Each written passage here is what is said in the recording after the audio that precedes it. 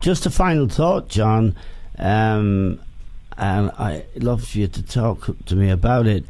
We've seen England teams in the last 10, 15 years with really outstanding players. Frank Lampard, Wayne Rooney, Steven Gerrard, John Terry, really top players, go nowhere.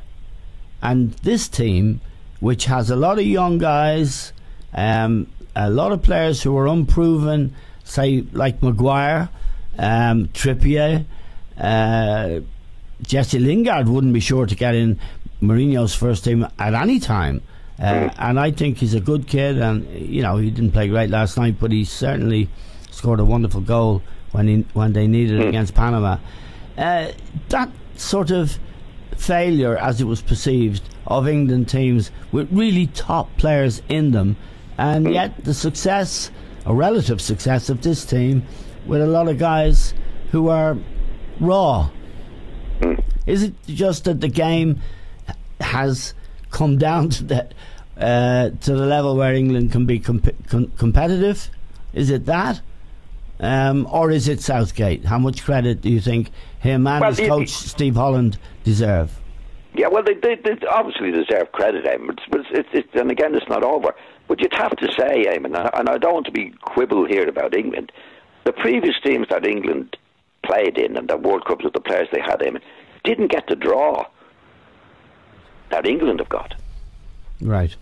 But I mean, if you look at the draw, Eamon, the teams that they've had to play, and the draw that they're in. Now, I'm not taking anything away from them. I think the lads that are having a go and they're honest in what they're doing.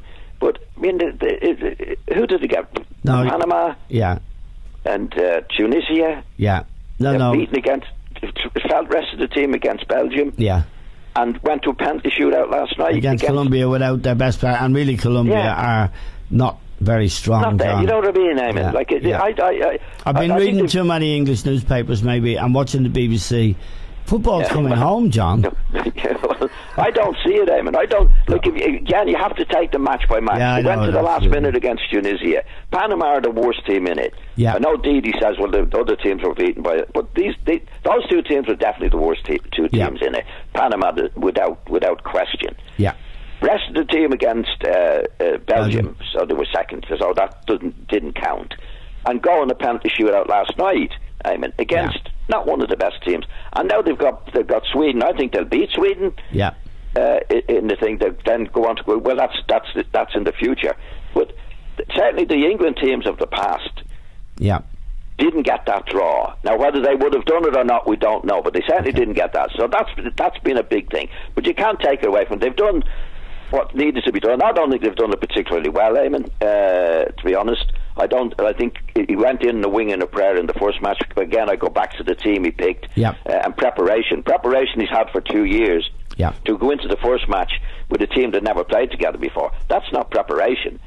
So there's a bit of a wing in the prayer there. The lads are having a go. I think he's handled the situation well in terms of keeping the expectation down and giving the press the right answers. I think he's done that particularly well. I think he's a good lad, Southgate. I'd rather have him than Big Sam managing the England team. John.